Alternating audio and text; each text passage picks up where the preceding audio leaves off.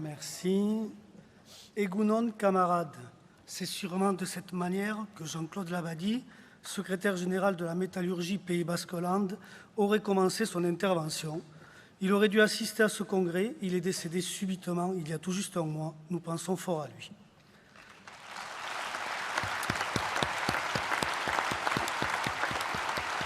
Ce mandat n'aura pas été de tout repos. Nous relevons une fatigue, une usure des militantes et des militants, plus que jamais en première ligne.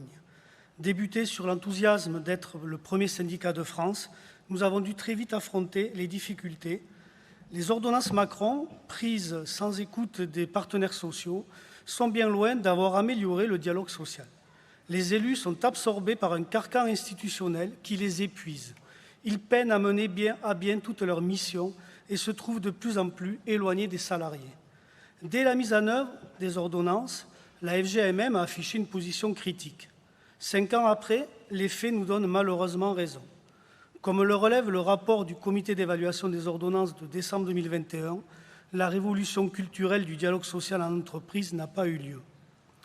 Les employeurs ne sont pas devenus plus matures et considèrent encore trop souvent les instances du personnel comme une contrainte technique, un passage obligé.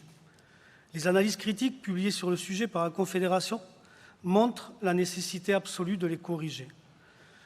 Un dialogue social institutionnel alourdi, une diminution des moyens militants, une limitation à 3 mandats successifs, autant de facteurs qui pèsent aussi sur la vie de nos syndicats, de nos fédérations, de nos jurys. Les militants se recentrent sur leur mission dans les entreprises, les structures en souffrent avec des collectifs qui se réduisent à peau de chagrin. C'est dans ce contexte de transformation du dialogue social que nous avons eu à affronter la crise sanitaire de la Covid et ses conséquences économiques et sociales. Les militants se sont démultipliés sur tous les fronts pour répondre aux contraintes sanitaires et aux sollicitations des employeurs et des salariés.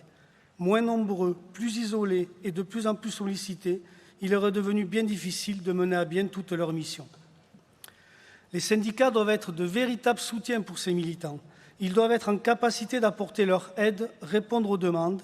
Ces demandes sont de plus en plus nombreuses. Nous devons nous réorganiser pour que les syndicats puissent jouer pleinement leur rôle. Cette crise a mis en avant les salariés dits de première ligne, applaudis pendant la crise, mais aussitôt malmenés, oubliés dès que pointe un semblant de retour à la normale. Les travailleurs de l'industrie, le plus souvent loin des projecteurs médiatiques, ont occupé aussi, eux, leur place pour traverser la crise sanitaire et à permettre à la société de continuer à vivre. Dans la branche de la métallurgie, le dialogue social actif et constructif a permis, dans cette période, de trouver des solutions pour préserver l'emploi et les compétences. La CFDT, dans son ensemble, a su répondre présente pour accompagner efficacement les salariés et les militants. Les messageries dédiées ont été fort utiles aux militantes et militants dans la gestion de cette crise, mais aussi à l'ensemble des salariés qui nous ont fait ces retours et qui ont trouvé un réceptacle pour leurs demandes, leurs craintes. La crise sanitaire a fortement changé les relations au travail. Elle a fracturé encore un peu plus la société. Des tensions marquées sont ainsi apparues entre ceux qui devaient se rendre sur leur lieu de travail et ceux qui pouvaient télétravailler. Le télétravail, si décrié avant crise, prend une place de plus en plus large dans les organisations du travail, questionnant nos pratiques syndicales, ou encore la relation de chacun à la communauté travail.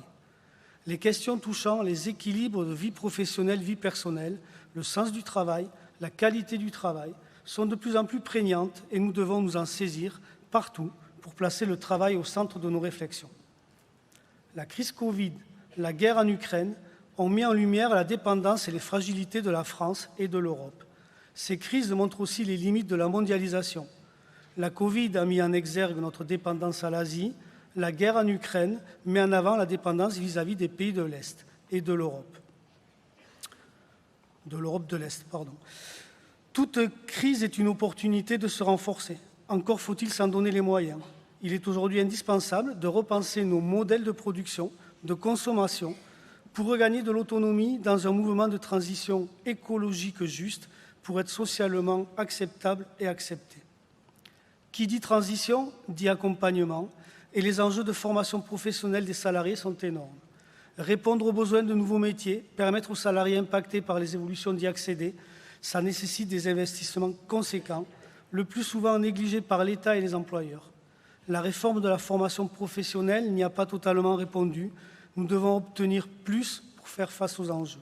Stéphane, il te reste moins d'une minute.